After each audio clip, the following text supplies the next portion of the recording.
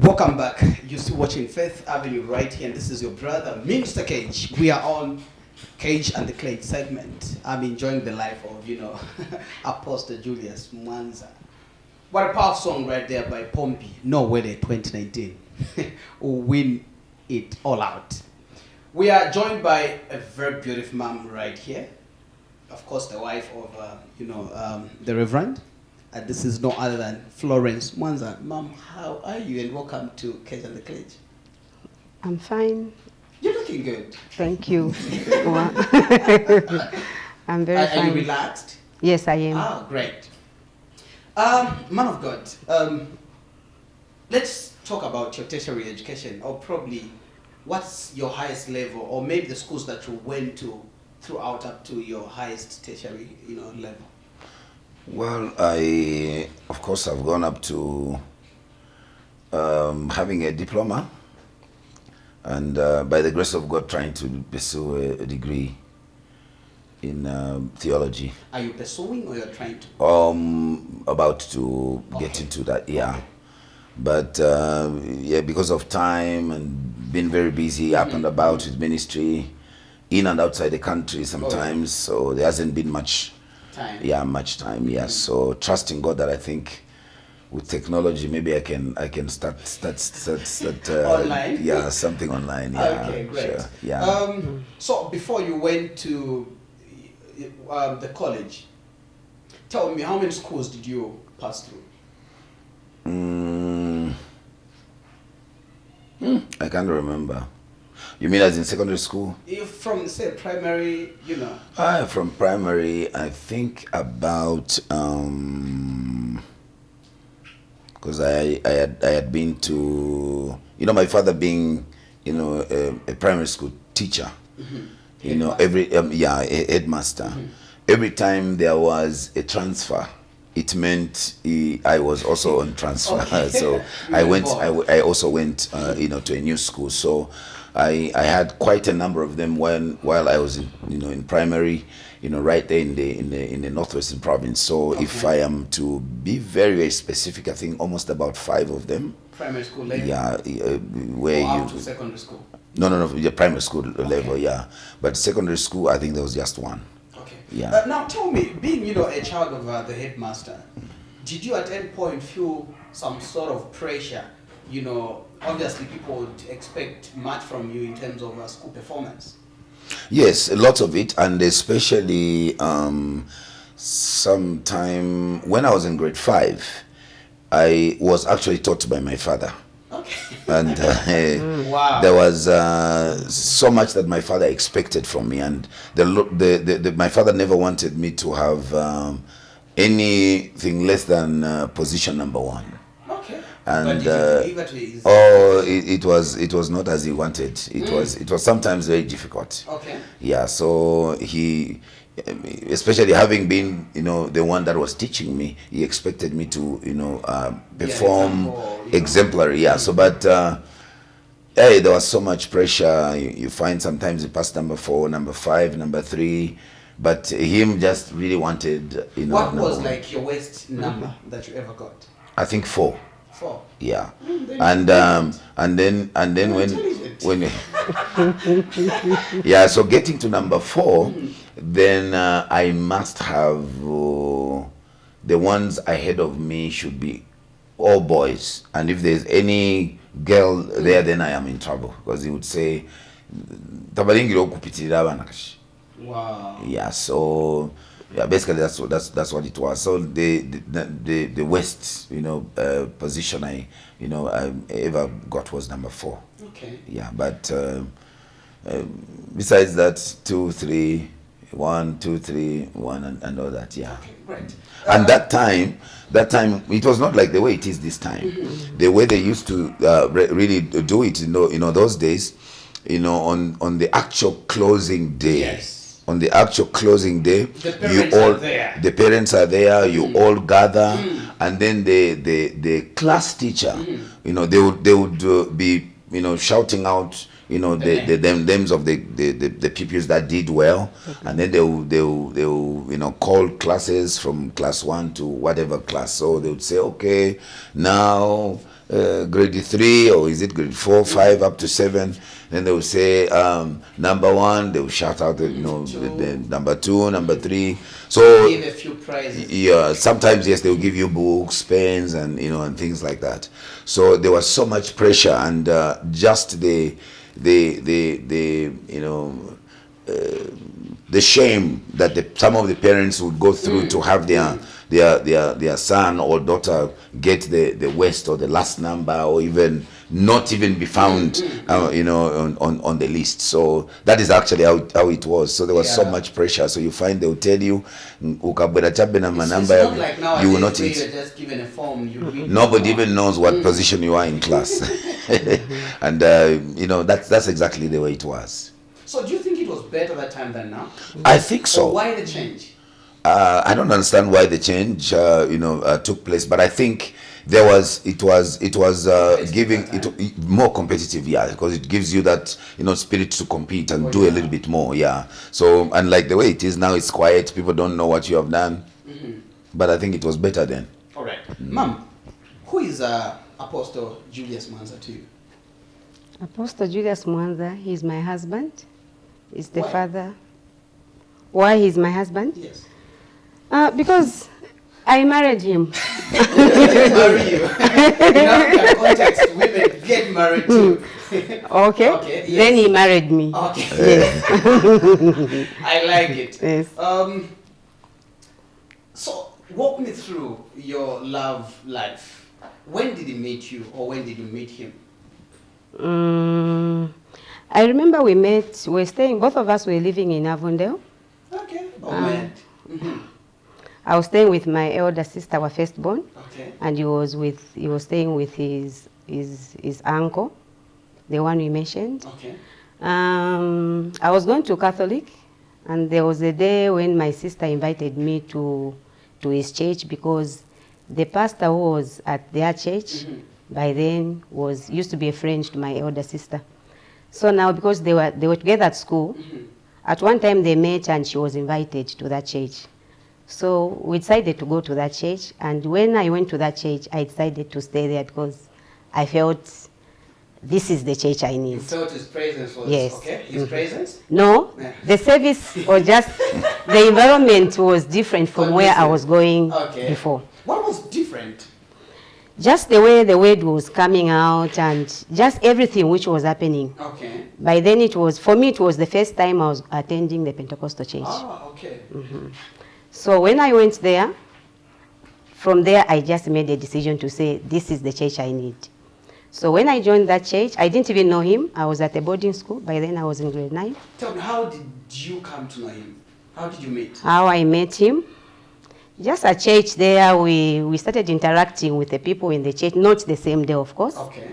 And then I knew him. But I was a person who was a bit shy, because I was coming from a boarding school. Oh, okay. I was at Mukinge Girls in Kasempa. So now I will find myself not finding myself interacting with men, yes. But eventually we met as youths. I was still in grade 8, in grade 9. It was just a way of meeting at church as youths, not really having a relationship. But I remember very well, there was a time I met him, I was going to town. I was in grade 11 by then, December holiday, just like this. We met in the minibus. We sat on the same chair. We chatted. And you went like, I think I know you. No. From the same church. No, by then we had already known each other. Okay, okay. So we just sat there, we were chatting, but I would tell that this environment is not very much conducive for me. Why? But just, it's like he wanted to say something, okay. and I was trying to block him. I see. Because I didn't even want anything. You couldn't wait, you know, to get off the bus. No. So I was not very comfortable just to be found in his presence, because somehow, somewhere, I knew that this came. You wanted to break some good news. So now I tried by all means to avoid him. When I come during the holidays, go to church, I'll find myself in a group where he's maybe found, not where we are just the two of us. Okay. I'll try by all means not to be found in that in such areas where we're just the two of us, so that maybe he can say something. Okay. Until the time I was almost completing school, he said it to me to say he was interested in me. Okay. And then I never thought of, for me, when he approached me, I thought he was talking about marrying me just after completing school, and I was not ready for it. Ah, okay. So I didn't accept. And when I just completed school, I decided to go to Zimbabwe to see my sister, because she promised that she would take me to college. Okay. So when I went to Zimbabwe, I stayed there for a few months. I came back. Again, I went. The third time I was going there, my sister got sick. And that's how eventually she died, and I came back. Mm-hmm. So when I came back, it's like for him, he just knew, he just took it seriously to say, this one is my wife. So I tried by all means to avoid him, and he kept on following me, coming to my place. I know, you really wanted to avoid him by all costs. This is why you're even struggling to explain. Let's find out from him. Man of God, how did you break the news? Well, there was a time I think we had a youth meeting. Mm-hmm. Then there was a friend of ours, who I invited to come, with me for just some kind of a lunch. We went to a lodge. I can't even remember the lodge now. I think somewhere around Kalundu. Mm-hmm. Yeah, and so we were the three of us, myself, that friend of mine, and her. Mm-hmm. And then, while we were eating, I had already told this friend of mine that I was going to break the news. Okay. So I told her, and then she told me, "Oh, okay, I have heard what you have said, but I think give me time. Let me pray. Let me think about it." And I said, "Okay." And usually people say when you get that response, you might say yes.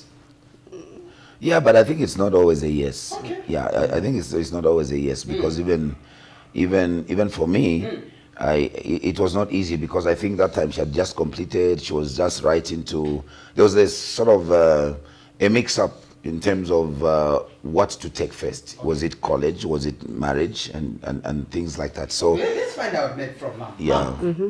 The time you broke the news, what were you thinking about that you said when you think about it? Because you had known him modestly for some time quite by some then, time. yes. From my childhood, I am a person who really wanted to work before getting married. So I was trying to avoid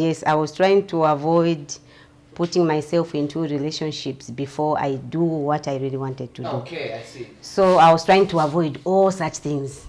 So what But happened? Magic happened? what really happened was... How did you all of a sudden change your mind?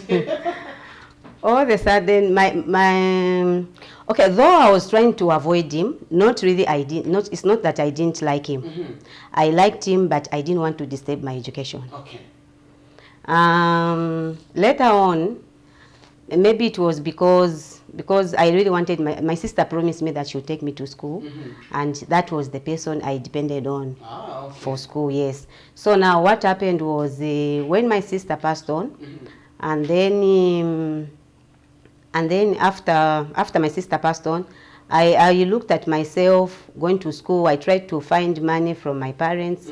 My mother is an old lady. I'm coming from a family of 12. I'm the 11th born. Okay. So now, later on, I discovered that time was going. I was not going anywhere. I was not doing anything. Okay. And then, within myself, I knew this was the right man. Okay. Because just the way we were relating, he respected me quite all right.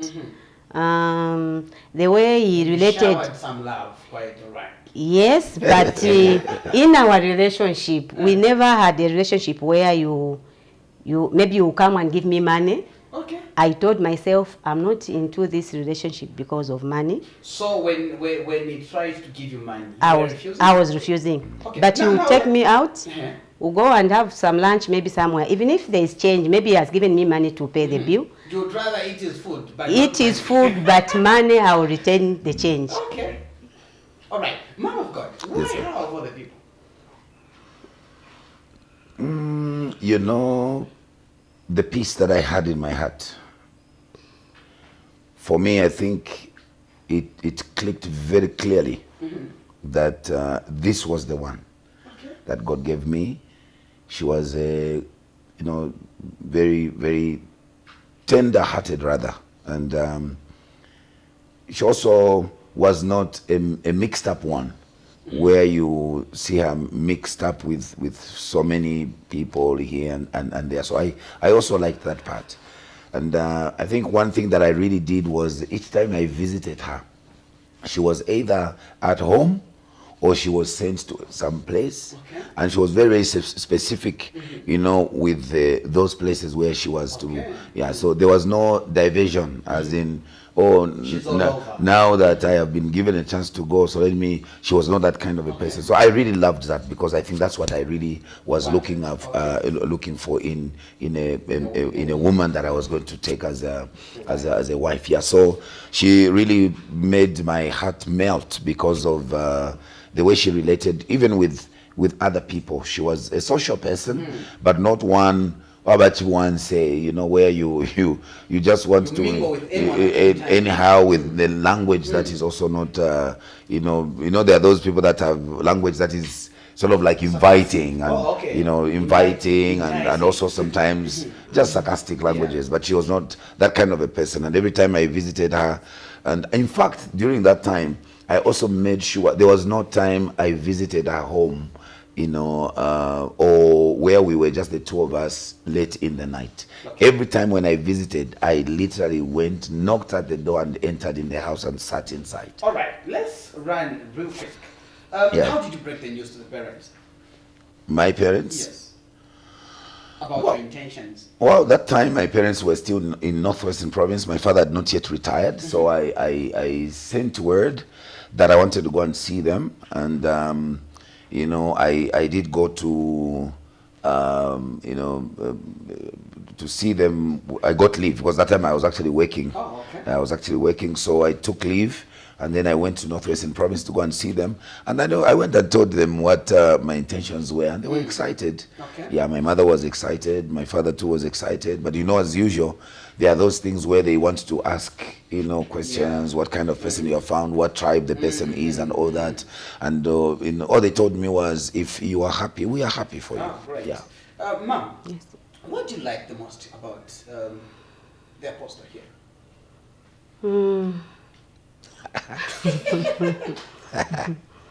He's a good man. He's a good-hearted man. Even when he's annoyed, maybe you've done something. Of course, we make mistakes. When you've done something, he's a person who won't just come out with that language, or maybe he wants to attack you. He will call you, you talk, and when you talk about something, it just ends just there and then. Are you trying to cover him, or are you telling the truth? I'm telling the truth. When did you last pick up like a fight? We've never fought. Maybe verbally? A verbal fight? Maybe I can even say sometimes I can raise my voice. He's there. He will just keep quiet.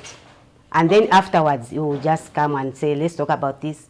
And then even you find find yourself cooling down, because the way you talk to you, there will be no reason for you to start raising up your voice. I don't know what is. There was a day I was thinking, have I married an angel? Okay. All right. He can have his own weaknesses, but I don't think. Of his weaknesses. Maybe I can. Which area? Like for me, I can say it can be a weakness. Maybe to some people it's not. You find that maybe there's something you want to. Maybe you want to decide on something, and maybe it's a bit urgent. He will take his time, and then you are there waiting. Why are you not? Remember, it took a lot of time. You said, when he proposed love to you, you said, wait for me, I need to think about it. But there are things. Yes. So I'll ask him, why are you not giving me an answer? I'm still thinking. I'm praying about it. Not really praying, but I'm still thinking, and say, oh, so how many minutes should I give you? And then say, just wait. I'll give you an answer. Yes. And then you'll be calm to a point where you say, hey, maybe. Yourself, man. I know. Did you rehearse? No. Wow. Okay. What else? What else? We know he's not an angel. We know he's not a saint. Yes, I he's know. a human being. Yes, Like you and me, mm-hmm. in blood and flesh. Tell me, in which areas would you want him to improve?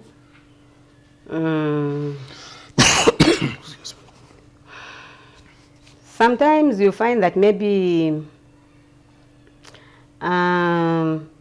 maybe a child has done something in a home, and then because Wrong or something bad, okay, something bad, and then for me, I like reacting just there and then. I want to maybe to correct just there and then. Now, because I said that it takes its time. So you would want maybe that thing to be done just there and then you say, you are expecting him to react, and then he's taking his time. So I was thinking. So how bad is that to you? There are things you take time to react to, and there are things you react just there and then. Yes. So with him, it takes time on everything. Not really everything, but when a child has done something in a home, and then you want him to maybe you are the two of us, and then you are trying to give him chance maybe to do it as a father, and then you look at it, or maybe for him he prefers not maybe not to use not to scream, or maybe to just raise up his voice, and then just talking to a person, he prefers that one as a correct way of doing it. Okay, great. So let's just take a break. Man of God, what song are we going to listen to? Martin, is that Martin PK, the Nigerian, brother, and the song with the song entitled "The Holy Spirit." Great. Yeah. We'll be right back. Right here, this one is just watching Faith Avenue right here. This is your brother, Mr. Cage. In Zambia, when you say PK, you always think of PK Chad. But that was a nice song by Martin PK with a song entitled Holy Spirit. And we are still in the life of, Apostle Julius. Yes, Mwanza.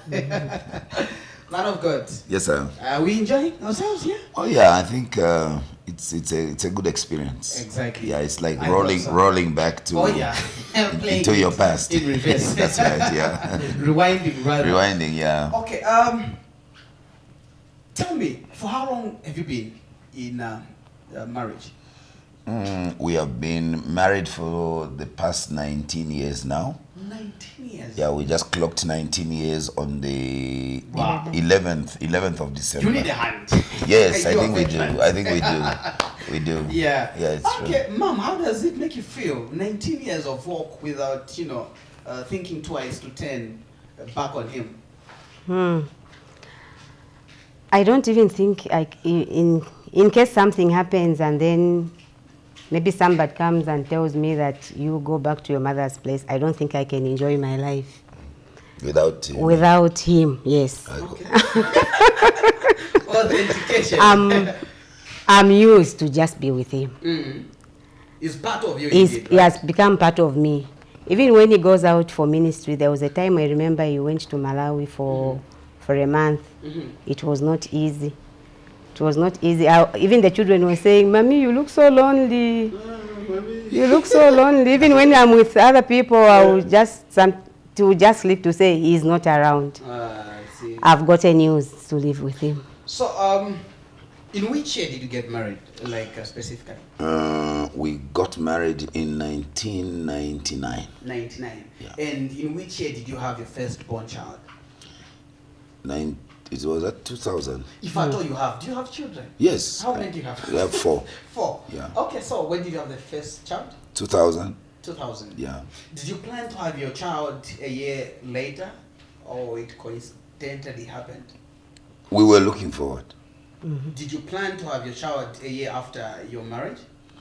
Did you plan it, or what happened? Where you are, you just really are looking forward. You just must have one. Just craving. Yeah, and the Lord blessed us with one. Yeah. Okay. So, how many children are you looking forward to have? We already have, and we are not having another now. So you planned 4? 4, yeah. Mom seems, like, that's not true. That's not true. Wow. Mom, say something. We have 4 children, and we are not planning to have one. I'm happy that he has said it, because sometimes you say, why can't we just have another one? Also, you first said it, knowing sometimes you may say no. Yeah. Wow. Okay, great. But though we thank God for the children we have, and we are not planning to have How another old is one. your last child? The last 9. one is 9. 9. Okay. I think it's a settled matter. Yeah. Okay, so how many boys, girls? How is the arrangement? 3 girls and 1 boy. Why don't you want to have the second boy child? But now you know the planning of God. And obviously the issues with mom. No, not really. Not really. I think we are done. Because I mean, if we had to go looking for the boy, what if instead of having a boy you have a girl again? And it will be another girl and another girl. And so is it the issue of giving up, or you just let go? not really giving up. I think The number is just manageable. We can manage with the 4. I'm loving this. Yeah. Okay. How old is the first child? 19. 19. Yeah. Okay. So tell me, how does it make you feel, being a father of 4 children? And does this thing come with excitement in terms of raising the children? Just your experience. Yeah, it does. It's just exciting to see you have people that believe in you, people that look up to you. As God. Yeah, those that look up to you, and it's really exciting. These are your own children. You even they can't go anywhere else. You are the one they look up to. Yeah, it's just exciting. It's really exciting. How exciting is it, Mom? Having children. There are certain people that say, you could be in love, married, but then the coming of children brings a certain bond and a certain level of excitement. Can you attest to that? Yes, it brings some excitement in the marriage, though. And strengthens the bond? It does, in a way, looking at the way you've been looking at marriage. Because there are some couples, I've seen some of my friends who don't have children, and they're happy. They're happy. They're happy. So sometimes we have these expectations to say, when I have a child, that's when maybe our marriage will be cemented. But a child is just a gift from God, and I'm happy that God has given me a privilege to have these children. Okay. Yes. Yeah, man of God, I'm having this, main segment about children. There are certain couples that really don't see the need to plan in terms of how many children to have. They say, they're a gift from God. How imperative is it for one to do a family planning, or, to control in terms of how many children one should have, especially as a man of God? Of course, the Bible says that God fill the earth, multiply and fill the earth. Yes. But then that is not an assignment for one man. One man. We also are not exempted from applying wisdom. Okay. One must as well look at the ability that they have to take care of the children that they want to have. To give the children the best so of if life. Yes, because even me, if I wanted, I could have 12 if I wanted. But I am also looking at how much I am going to try and put into every one of them, the attention that I can give to each one of them. I am a pastor of a church. I am also a husband to my wife, and also a father to my children. And if I have to divide my time, if I have more than the number that I can manage, then I will have a challenge. So it is also important that I just apply some wisdom and only have a number of children that I can manage. Okay. I have to look at, I must also look at my income, because with very little income, I will have a lot of challenges taking care of the children, because my desire really is to give the very best to the children that God has given me, so that they also don't go through some things that I see other children, go through, those that come from families that are maybe they could be too many, and right. Like for instance, one can have 12, 13, 14, and maybe each one of them is born every other year, and if one completes their grade 12 this year, it means by next year they should be in college. Yeah. And then while you are having one admitted into college, you have another one just finishing. So you have a big challenge, because these days having to take a child to college is not 20 kwacha anymore. You're expecting to really have to part away with thousands of kwacha, and it's not very easy to have money come by. So one must apply a lot of wisdom. We must know that we should act responsibly. Yeah, that's what I can say. Great. Mom, when you look at Dad, is that rather your husband? Is he born again? Yes, he is. When was he born again? And how do you know? I've forgotten the year exactly, but it was before me. In fact, before I met him. But he got born again in your presence? No. When before you met? I think 2-3 years before we met. How do you know? Because he told me, and he shared with you. yes. So tell me, how do you know that he's born again? Just when I look at just the way he loves his God, he has that desire to work for God, and just the way he carries his himself, he loves God with passion.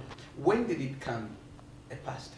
When he became a pastor, by the time I was meeting him, they used to call him pastor, but he was not ordained. Oh, okay. He was just a brother in Christ. God, yeah. But by the time I was getting married to him, they used to call him pastor. He was ordained after we had. I think that time we had our second born child. Okay. That's when he was ordained. But even before that, it was just an ordination. He was already a pastor. Man of God, tell me, before you got married, did your parents at some point sense that you would be a pastor later on?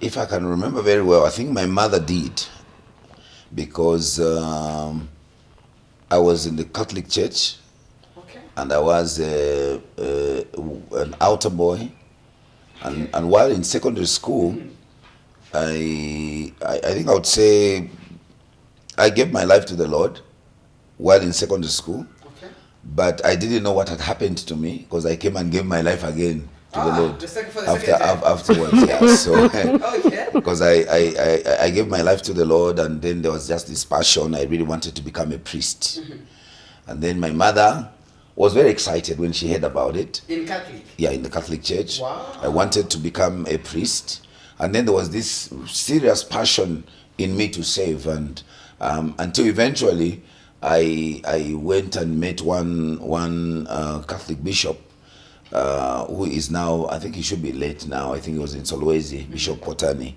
And when I met him, he gave me guidance on how I was to become, a priest. Did you know that priests don't marry? Yes, I did. Okay. Yeah, and yes, I did. You were ready for that? But, I mean, I was still a young boy then, so I didn't really mind. Now imagine if you were a priest missing a beautiful man like her. And I know that God would not have allowed. Yeah. Okay, Mom, how do you feel just thinking or imagining that he was a priest? It would have been very sad for me, because I don't think I've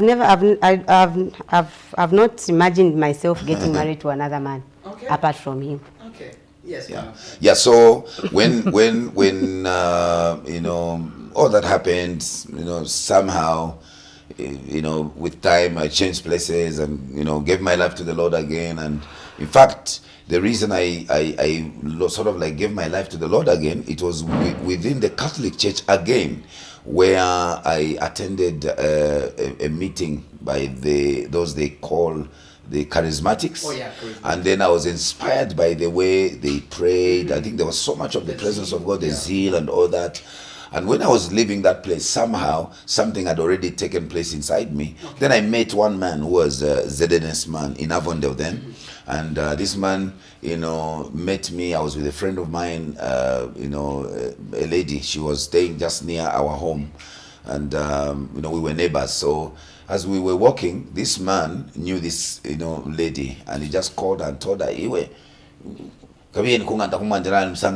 that's how we went, me and her, to that man's house.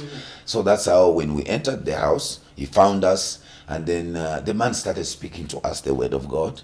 And I could sense that the Lord was actually, calling us, because we are coming from, I was coming from this meeting, and then this man is emphasizing. So it was like he was trying to, emphasize what we already had, gone through. So the interest was growing bigger and bigger. That's how he led us to the Lord. And from that time, my life just, changed. That's as, it's also a long story if I were to explain how it all went, my experience and things like that. So until eventually, I got so serious with the things of God, and I was in prayer and reading the word of God. And there was one particular man of God who someone introduced to me when they led me to the Lord. They introduced to me a man called William Marion Branham. This is a man who was greatly used by God, and then they introduced his messages to me a lot. And then as I read through some of the messages and all that, I was inspired that the Lord could use a young man like this one. And that's how I just got to dedicate myself. And and then eventually I found myself serving in the house of God, where this man introduced me in Avondale. And then eventually I couldn't sort of like, because we were meeting in the house, then I wanted to start going to North Mid Assemblies.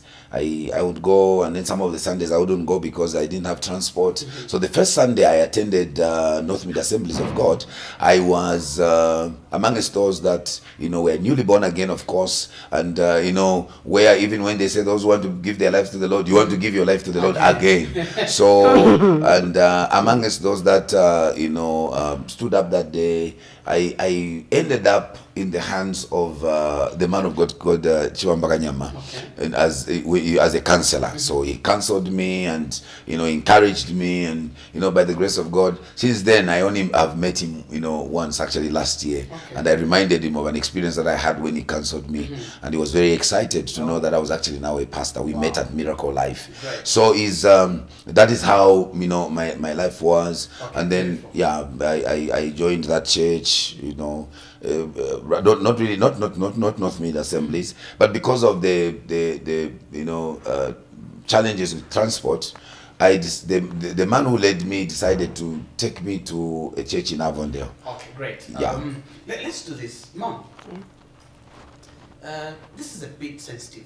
Has the man of God ever cheated on you? I can say no. Have you ever suspected something? I suspected something one day. There was a time some ladies called me. By then, we had our third child. There were some ladies who called me, and they wanted to tell me something. So I didn't know that it was connecting to something to do with pastor. Okay. So now, when they called me, I went to their home, I sat, and they started telling me things. There was this lady who wanted prayers. Okay. So him with his uncle, who is also a pastor, they used to go to that home to pray for him, for her. So now, when you would go, I don't know what they were trying to communicate really, but what they said to me was, do you know that your husband goes out with that lady? But from my childhood, when I look at marriage, I didn't understand. Somehow it was looking like it was true. How did you discover that it wasn't true? This is what happened. When they called me, they explained all those things. They were trying to communicate to me, though they were not straight. They were trying to communicate to me to say, do you know that your husband goes out with that lady? I said, are you sure? I kept quiet. It was a bit shocking because I didn't expect such a thing. Even at the time they came to approach me, I didn't expect it. And I didn't expect them at least to have that courage. Now, I looked at the courage which they had to tell me such a thing. And then I looked at the way we live. And then I said, maybe it can be true for them to call me like this. So not knowing that there were some other issues which were connecting to that. Okay. So what I did, I was annoyed. I was trying to suppress the pain, but I think I lived with it for a week or so without him knowing. Okay. Because of maybe the foundation of our marriage, we are people where we have maybe a difference. We'll find time, we won't sleep that night until we finish it out. Okay. So now what I did one day, I kept on observing. I wanted to say, let me try to see. I observe for myself. Yes. So nothing was looking like there was anything. No changes. Yes. So, yes. So now I just ended up I told him to say, I have something I want us to talk about when the children sleep. So he gave me that attention after everyone slept, and then we started talking. I said, at this confrontation with these ladies, they called me and they told me this and this. And then said, are you sure? When did they tell you this? I told him the day, and then said, but why keeping it all this long? I said, I wanted to find a way of maybe convincing myself that what they told me was true. Now, I told him, I said, for them to have this courage to tell me, this should be true. Because even if I had to go to them to ask them, or maybe to take you there, I'm sure they will say exactly what they've just told me. So now, somehow, it's indicating that it's true, because for them to just call me and tell me. So he said, I don't know how you are taking it, but from me, take it that it's not true. So you took it as he said? Yes. So now, I kept, sometimes when you relate with a person, I don't know, maybe me, I don't take things in a hurry like the way he has taught me, because that's the way he lives his life. He doesn't take things in a hurry. So somehow I've come to learn him also, and it has become part of me somehow, without even me knowing. Oh yeah. So now, yes. Yes. So now, we had some challenges, some financial problems. By then, we were going through a lot of challenges financially. So I want you to come to a conclusion now on how you Yes. So now, he tried to explain, and he said, okay, maybe try to do your own investigations, but this is what I'm telling you. There's nothing, totally nothing. And the same lady they were talking about is somebody I also knew. So now, when I tried to check, tried to find out from other people, eventually I discovered that those people were just trying to make us go our separate ways. Now, looking at the man of God, as handsome as he is, and being a man of God, obviously he counsels people, ladies, and all, and everything. He needs people's, people need his attention. Yes, it's true. Do you sometimes feel jealousy? I do. Okay. I do, and I've ended up, I don't want to disturb, because I also work. He has this work of God. And we've just come to an agreement where we say, when we are working, please, let's just have, yes. So even him, I remember there was a time I made a statement and I told him that, me, my job, even if I do this, they will never chase me. Now for you, when you just mess up, for you to build up this, it will take you a long time for you to just, yes. Right. So just know, play it safe. And so were you giving a green light? Not really. I was saying, in other words, I'm saying, take care of yourself. I love you.